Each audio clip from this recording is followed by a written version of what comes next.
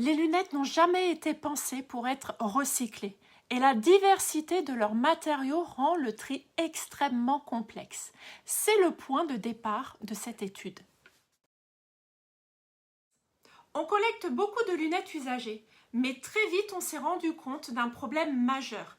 Elles ne sont absolument pas conçues pour être recyclées. Exactement.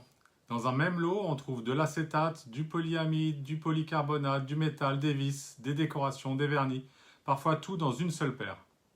Même visuellement, c'est trompeur. Deux lunettes qui se ressemblent peuvent être faites dans des plastiques totalement différents.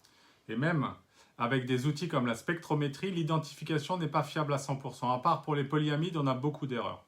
Résultat, si on ne trie pas correctement, on risque de dégrader la matière, d'abîmer les machines ou de produire un matériau inutilisable. C'est pour ça que notre étude commence par là, comprendre la réalité terrain avant de promettre un recyclage miracle. Mais l'acétate est identifiable, recyclable et transformable, mais seulement sous certaines conditions très précises. Dans toutes ces lunettes, il y a une matière qui ressort, l'acétate. C'est la matière historique de la lunetterie française. Et surtout, elle a deux caractéristiques clés.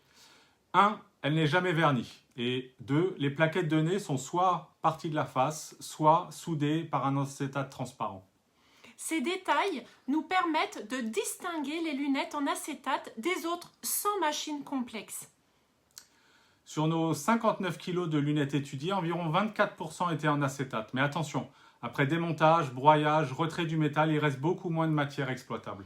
On a quand même été jusqu'au bout, broyage, extraction magnétique, séchage, puis injection. Et ça marche, on peut injecter jusqu'à 100% de broyés de lunettes avec des résultats variables mais techniquement faisables. Là, ce que vous voyez, ce sont des injections à partir de lunettes collectées. Ce ne sont pas des rebuts industriels classiques, ce sont des lunettes cassées, triées, démontées et broyées. Et on a testé plusieurs taux d'incorporation, 10%, 50% et même jusqu'à 100% issus des lunettes. Chaque étape a compté. Retrait du métal, extraction magnétique, séchage, injection. Mais quelques grammes de métal peuvent tout casser, bloquer une presse ou endommager un moule. Ce résultat-là est la preuve que recycler des lunettes est techniquement possible, à condition de respecter des règles très strictes. Et surtout, ça montre une chose, le frein n'est pas technique, mais organisationnel.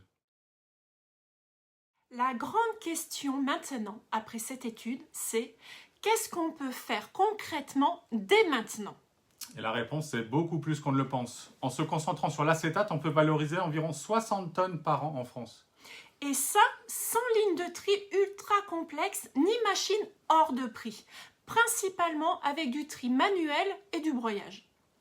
Pour les autres plastiques, comme les polyamides, il faudra des technologies complémentaires, par exemple la triboélectricité ou le spectromètre. L'enjeu maintenant, c'est de créer des boucles locales, collecte, tri, transformation, réutilisation, mais sur tout le pays. Et surtout, intégrer l'éco-conception. Si les lunettes sont mieux pensées dès le départ, on pourra aller vers 100% de valorisation. Cette étude, c'est une première pierre pour entraîner toute la filière. On peut déjà valoriser environ 50% des lunettes collectées sans investissement industriel lourd si la filière s'organise intelligemment. Et cette étude, on l'a menée jusqu'au bout.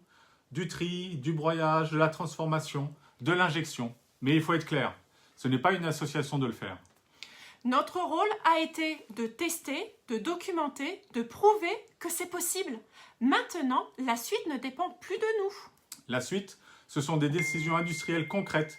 Créer une filière de collecte dédiée à l'optique, organisée et lisible à l'échelle du secteur.